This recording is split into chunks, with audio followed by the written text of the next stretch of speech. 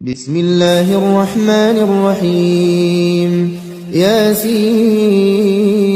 والقرآن الحكيم إنك لمن المرسلين على صراط مستقيم تنزيل العزيز الرحيم لتنذر قوما ما أنذر آباؤهم فهم غافلون لقد حق القول على أكثرهم فهم لا يؤمنون إنا جعلنا في أعناقهم أغلالا فهي إلى الأذقان فهم مقمحون وجعلنا من بين أيديهم سدا ومن خلفهم سدا فأغشيناهم فهم لا يبصرون وسواء عليهم أأنذرتهم أم لم تنذرهم لا يؤمنون إنما تنذر من اتبع الذكر وخشي الرحمن بالغيب فبشره بمغفرة وأجر كريم إنا نحن نحيي الموتى ونكتب ما قدموا وآثارهم وكل شيء أحصيناه في إمام مبين واضرب لهم مثلا أصحاب القرية إذ جاءها المرسلون إذ أرسلنا إليهم اثنين فكذبوهما فعززنا بثالث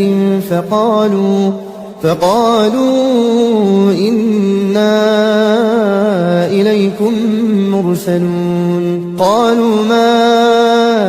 أنتم إلا بشر مثلنا وما أنزل الرحمن من شيء إن أنتم إلا تكذبون قالوا ربنا يعلم إنا إليكم لمرسلون وما علينا إلا البلاغ المبين قالوا إنا تطيرنا بكم لئن لم تنتهوا لنرجمنكم وليمسنكم منا عذاب أليم قالوا طائركم معكم أئن ذكرتم بل أنتم قوم مسرفون وجاء من أقصى المدينة رجل يسعى قال يا قوم اتبعوا المرسلين اتبعوا من لا يسألكم أجرا وهم مهتدون وما لي لا أعبد الذي فطرني وإليه ترجعون أأتخذ من دونه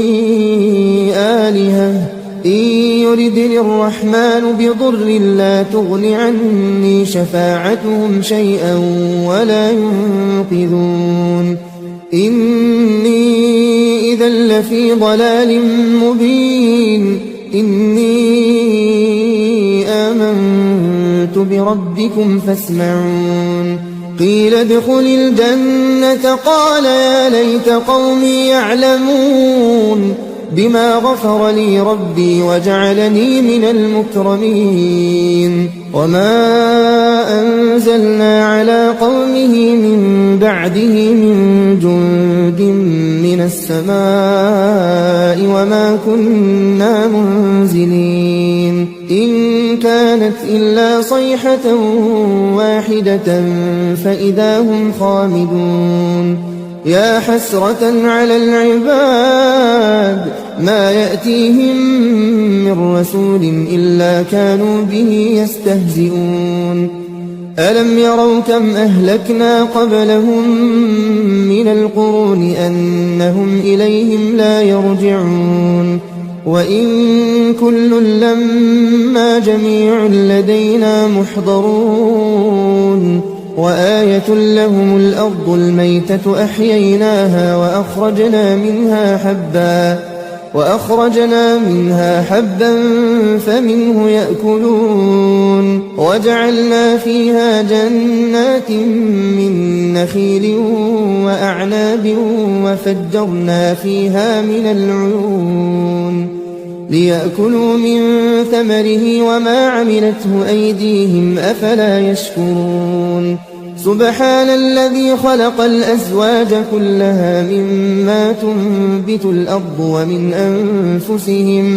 ومن أنفسهم ومما لا يعلمون وآية لهم الليل نسلخ منه النهار فإذا هم مظلمون والشمس تجري لمستقر لها ذلك تقدير العزيز العليم والقمر قدرناه منازل حتى عاد كالعرجون القديم لا الشمس ينبغي لها أن تدرك القمر ولا الليل سابق النهار وكل في فلك يسبحون